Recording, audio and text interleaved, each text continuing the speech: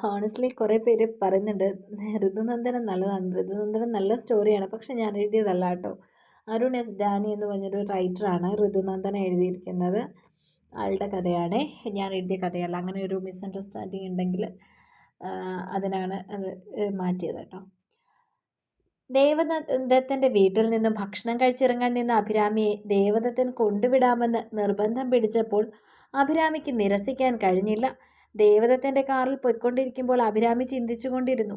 ആദ്യമായി ഈ മനുഷ്യനെക്കുറിച്ച് കേൾക്കുമ്പോൾ ആളൊരു മുൻകോപിയും മറ്റുമാണെന്നായിരുന്നു പറഞ്ഞു കേട്ടത്. പക്ഷേ ധാർഷ്ട്യം നിറഞ്ഞൊരു മുഖത്തിന് പകരം താനെന്ന് കണ്ടതോ സൗമ്യത നിറഞ്ഞൊരു മുഖമായിരുന്നു.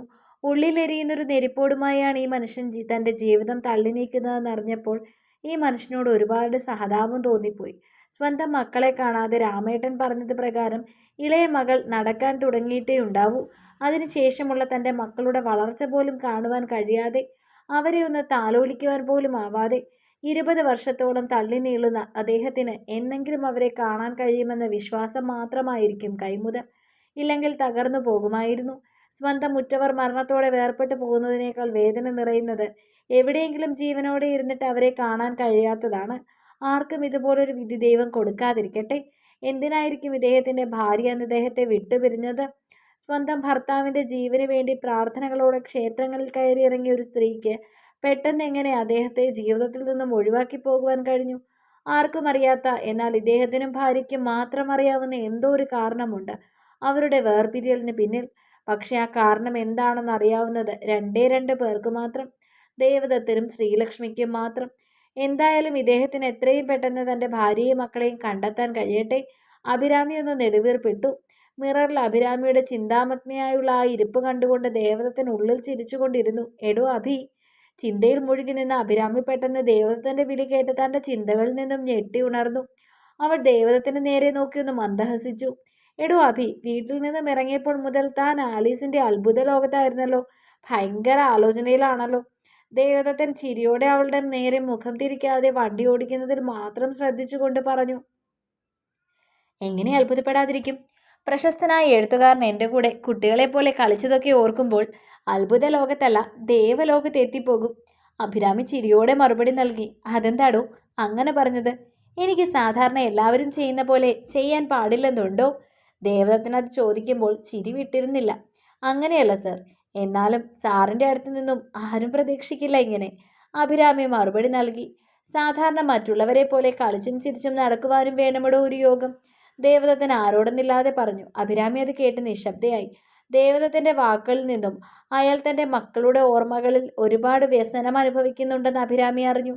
സാർ, ഒരു കാര്യം ഇന്ന് എനിക്ക് സാറിനോട് എത്ര നന്ദി പറഞ്ഞാലും മതിയാവില്ല. ദേവദത്തൻ്റെ മനസ്സിലെ ചിന്തകളെ ഒന്ന് മാറ്റിവിടാനെന്ന വണ്ണം അഭിരാമി വിഷയം മാറ്റിക്കൊണ്ടും ഒഴിഞ്ഞു. അതെന്താടോ? ദേവദത്തിന് അവളുടെ നേരെ തല തിരിച്ചുകൊണ്ട് ചോദിച്ചു. സാർ, ഹൈദരാബാദ് വിട്ടതിന് ശേഷം ഇത്ര രുചിയോടെ ഒരു വീട്ടിലുണ്ടാക്കിയ ഭക്ഷണം ഞാൻ കഴിച്ചിട്ടില്ല. അത് മാത്രമല്ല, രാമേട്ടൻ്റെ കൈപ്പുണ്യവും അപാരമാണ്. അഭിരാമി മറുപടി പറയുമ്പോൾ രണ്ടുപേരോടുമുള്ള നന്ദി നിന്നിരുന്നു അവളുടെ മുഖത്ത്. അഭിരാമി പറഞ്ഞു കേട്ട ദേവദത്തനൊന്ന് ചിരിച്ചു. എന്നാൽ താൻ ഇടയ്ക്കിടയ്ക്ക് അങ്ങോട്ടിറങ്ങ്, രാമേട്ടൻ്റെ കൈപ്പുണ്യം വീണ്ടും അനുഭവിച്ചറിയുകയും ചെയ്യാം. ചിരിച്ചുകൊണ്ട് തന്നെ ദേവദത്തൻ അഭിരാമിക്ക് മറുപടി നൽകി. പിന്നെ അഭി, വേറൊരു കാര്യം. ദേവദത്തൻ ഒന്ന് നിർത്തിയതിനു ശേഷം വീണ്ടും എന്തോ പറയാനൊരുങ്ങി. എന്താ സർ? അഭിരാമി ആകാംക്ഷയോടെ തിരക്കി. ഇനി വരുമ്പോൾ തനിക്ക് ബുദ്ധിമുട്ടില്ലെങ്കിൽ താൻ മുൻപ് വരച്ച ചിത്രങ്ങളൊക്കെ തൻ്റെ കയ്യിലുണ്ടെങ്കിൽ കൊണ്ടുവാ, എനിക്കതെല്ലാം ഒന്ന് കാണണം. അഭിരാമി സമ്മതത്തോടെ തലയാട്ടി. വൈകാതെ അഭിരാമിയെ ഹോസ്റ്റലിൽ ഇറക്കി കുറച്ചു നേരം സംസാരിച്ചതിന് ശേഷം ദേവദത്തനും അഭിരാമിയും പിരിഞ്ഞു. ഹോസ്റ്റലിൽ അഭിരാമി അന്ന് നടന്നതൊക്കെ വിവരിക്കുമ്പോൾ അമ്പരപ്പോടെ കേട്ടിരിക്കുകയായിരുന്നു പ്രിയ. ദേവദത്തൻ്റെ വീട്ടിൽ അവൾ പോയപ്പോൾ നടന്ന സംഭവങ്ങളിൽ രാമേട്ടൻ പറഞ്ഞ ദേവദത്തൻ്റെ ജീവിതകഥ മാത്രം അഭിരാമി പ്രിയയിൽ നിന്നും മറച്ചുവെച്ചു. എന്നാലും അഭി, എനിക്ക് വിശ്വസിക്കാനാവുന്നില്ല. ആ മനുഷ്യൻ തൻ്റെ കൂടെ കുട്ടിക്കളിയും കളിച്ചുകൊണ്ട് നടന്നെന്ന്.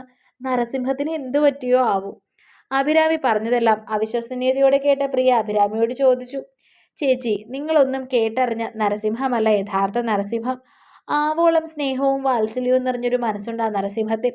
അഭിരാമി ആ ദിവസം നടന്ന ദേവദത്തിനുമായുള്ള മധുര നിമിഷങ്ങൾ മനസ്സിലോർത്തുകൊണ്ട് മറുപടി നൽകി. എന്നാൽ അങ്ങേര് ചിലപ്പോൾ നിന്നോട് മാത്രമായിരിക്കും ഇതുപോലെ പെരുമാറുന്നത്. വേറെ മാധ്യമത്തിലെ ആളുകളും ഇങ്ങേരുടെ ചൂടൻ സ്വഭാവത്തെപ്പറ്റി പറയുന്നത് കേട്ടിട്ടുണ്ട്. പ്രിയ താൻ കേട്ട കാര്യങ്ങൾ അഭിരാമിയോട് വിശദീകരിച്ചു. നമ്മുടെ കാതുകൾ കൊണ്ട് കേൾക്കുന്നതെല്ലാം ശരിയാവണമെന്നില്ല ചേച്ചി. പിന്നെ ചേച്ചിക്ക് അത്രയ്ക്ക് സംശയമുണ്ടെങ്കിൽ പഞ്ഞിക്കാരൻ സാറിനോട് ചോദിച്ചു നോക്ക്, ദത്തൻ സാറിനെ പറ്റി. കാരണം രണ്ടുപേരും ഗവൺമെന്റ് സർവീസിൽ കുറച്ചു കാലം ഒരുമിച്ചുണ്ടായിരുന്നതാ. പ്രിയ പറഞ്ഞതിന് അഭിരാമി അല്പം നീരസം കലർത്തിക്കൊണ്ട് പറഞ്ഞു. പഞ്ഞിക്കാരന് ദേവദത്തനെ പരിചയമുണ്ടെന്നോ? അവരൊരുമിച്ച് ഗവൺമെന്റ് സർവീസിൽ ഉണ്ടായിരുന്നെന്നോ? പഞ്ഞിക്കാരൻ സാർ ഒരിക്കലും ഇക്കാര്യം പറഞ്ഞിട്ടില്ലല്ലോ. പ്രിയ ഒരു അതിശയത്തോടു കൂടി അഭിരാമിയോട് ചോദിച്ചു. അതെ ചേച്ചി, പഞ്ഞിക്കാരൻ സാർ എന്നോട് പറഞ്ഞിട്ടുണ്ടായിരുന്നില്ല. ആ അഭിമുഖത്തിൽ അന്ന് എല്ലാം കഴിഞ്ഞപ്പോൾ മനുസാറിന്റെ ക്യാബിനിൽ എന്നെ വിളിപ്പിച്ചിരുന്നു. പഞ്ഞിക്കാരനും ഉണ്ടായിരുന്നു അപ്പോൾ അവിടെ. ദത്തൻ സാർ അങ്ങോട്ട് വന്നപ്പോൾ സാറ് പറഞ്ഞാണ് ഞാൻ ഇക്കാര്യം അറിഞ്ഞത്. അഭിരാമി മറുപടി നൽകി. ഇന്ന് കേൾക്കുന്നതെല്ലാം അതിശയം പരത്തുന്ന വാർത്തകളാണല്ലോടൂ. അമ്പരപ്പ് ഒട്ടും വിട്ടുമാറാതെ പ്രിയ അഭിരാമിയോട് പറഞ്ഞു. അഭിരാമിയുടെ ആ ദിവസത്തെക്കുറിച്ചുള്ള സംസാരം നീണ്ടുപോയിക്കൊണ്ടിരുന്നു. പിറ്റേന്ന് വൈകിട്ട് തങ്ങളുടെ പതിവ് സ്ഥലത്തെത്തിയിരുന്നത് കൊണ്ട് പഞ്ഞിക്കാരനോട് തലേന്ന് നടന്ന കാര്യങ്ങൾ വിശദീകരിക്കുകയായിരുന്നു അഭിരാമി. പലതും പറഞ്ഞ കൂട്ടത്തിൽ അവൾ ദേവദത്തൻ തന്നോട് ചിത്രരചനയെക്കുറിച്ച് കാര്യമായി ശ്രദ്ധിക്കാനും എക്സിബിഷൻ നടത്തുന്നതിനെക്കുറിച്ച് സൂചിപ്പിച്ചതും ഒക്കെ പഞ്ഞിക്കാരനോട് പറഞ്ഞു. അഭി, ദത്തൻ പറഞ്ഞത് വളരെ ശരിയാണെന്നേ ഞാൻ പറയൂ. കാരണം തനിക്ക് ദൈവികമായി കിട്ടിയ വാസനയാണത്. ദത്തൻ തന്റെ പണിപ്പുര വരെ ഉപയോഗിച്ചു കൊള്ളാൻ പറഞ്ഞെങ്കിൽ അതിനർത്ഥം ദത്തനെ പോലെ അസാമാന്യ കഴിവുള്ളൊരു വ്യക്തി തന്റെ പെയിന്റിംഗ് എത്രത്തോളം ഇഷ്ടപ്പെട്ടത് കൊണ്ടാവുമെന്ന് ഊഹിക്കാവുന്നതേ ഉള്ളൂ. താൻ അയാൾ പറഞ്ഞതുപോലെ ഈ കഴിവിനും പ്രാധാന്യം കൊടുക്കണമെന്നാണ് എൻ്റെ വ്യക്തിപരമായ അഭിപ്രായം. അഭിരാമി പറഞ്ഞത് കേട്ട പഞ്ഞിക്കാരൻ തൻ്റെ അഭിപ്രായം അവളെ അറിയിച്ചു. പക്ഷേ സാർ, ഈ ജോലി തിരക്കിനിടയിൽ എങ്ങനെ അതിന് ഞാൻ സമയം കണ്ടെത്തും? അഭിരാമി തൻ്റെ സംശയം ഉന്നയിച്ചു. എടോ അഭി, തന്നോട് ജോലി കളഞ്ഞത് ചെയ്യാനാണോ പറഞ്ഞത്? താൻ ഒഴിവ് ദിവസം ദത്തൻ്റെ അടുത്തേക്ക് ചെല്ല്. തൻ്റെ ആ കഴിവിനെ മുൻപോട്ട് കൊണ്ടുപോകാനായി അയാൾ പ്രോത്സാഹിപ്പിക്കുമ്പോൾ നമ്മളത് കണ്ടില്ലെന്ന് നടിക്കാൻ പാടില്ല. തനിക്ക് കിട്ടിയ ഈ ജന്മവാസനയിലും തനിക്ക് തൻ്റെതായ വ്യക്തിമുദ്രകൾ പതിപ്പിക്കുവാൻ കഴിയണം. അതൊരിക്കലും കൈവെടിയരുത്. പഞ്ഞിക്കാരൻ്റെ വാക്കുകളിൽ വാത്സല്യം നിറഞ്ഞു നിന്നു. പിന്നെ ദേവദത്തൻ്റെ വീട്ടിൽ അവസാനം പോയപ്പോൾ നടന്ന ചില കാര്യങ്ങളെപ്പറ്റിയൊക്കെ അഭിരാമി പഞ്ഞിക്കാരനോട് പറഞ്ഞു. പഞ്ഞിക്കാരനെല്ലാം വളരെ ശ്രദ്ധയോടെ കേട്ടുകൊണ്ടിരുന്നു.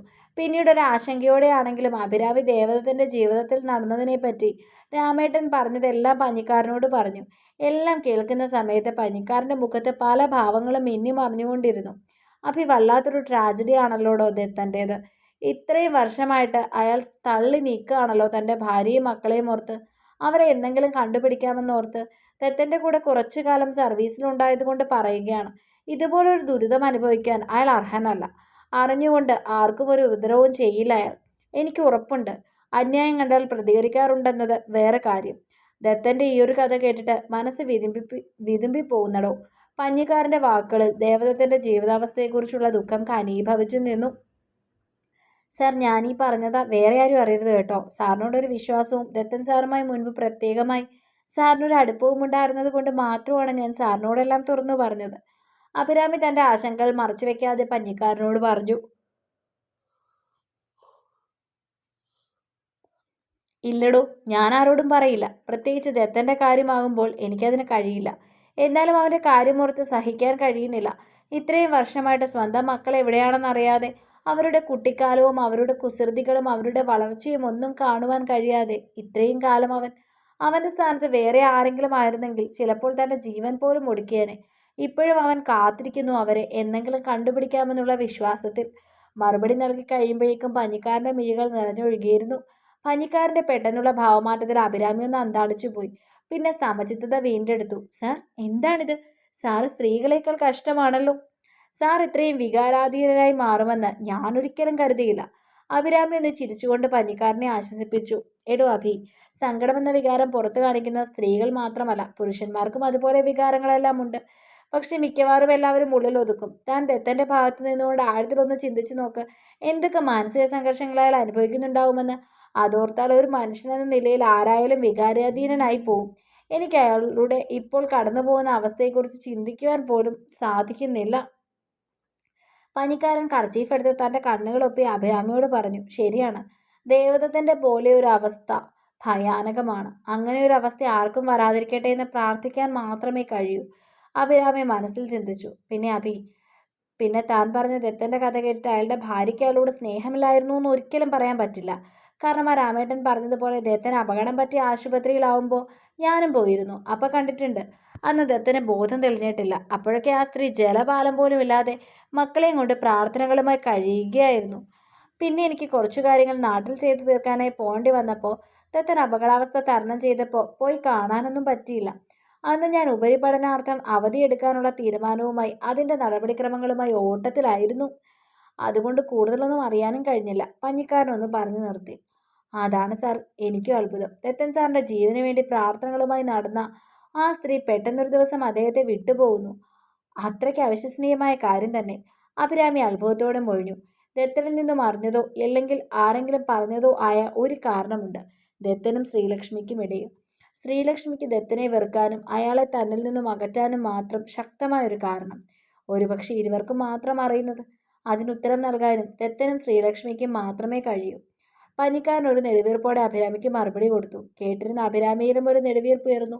സർ, നമുക്ക് ഇക്കാര്യത്തിൽ എന്തെങ്കിലും ചെയ്യുവാൻ കഴിയുമോ? അഭിരാമി അല്പനിമിഷങ്ങളുടെ ഇടവേളയ്ക്ക് ശേഷം പഞ്ഞിക്കാരനോട് ചോദിച്ചു. തുടരും. അടുത്ത ഭാഗങ്ങൾക്ക് വേണ്ടി ചാനൽ സബ്സ്ക്രൈബ് ചെയ്യുന്ന കാര്യം മറക്കല്ലേ.